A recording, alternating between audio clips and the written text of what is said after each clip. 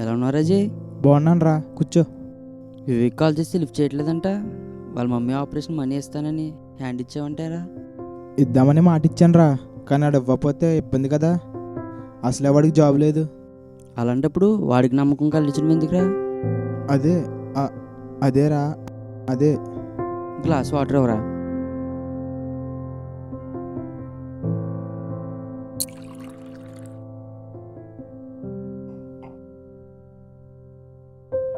ఇంకే కదరా ఇది? అవునరా, తాగడానికి అడిగి అలా పొల్యూట్ చేస్తున్నావేంట్రా?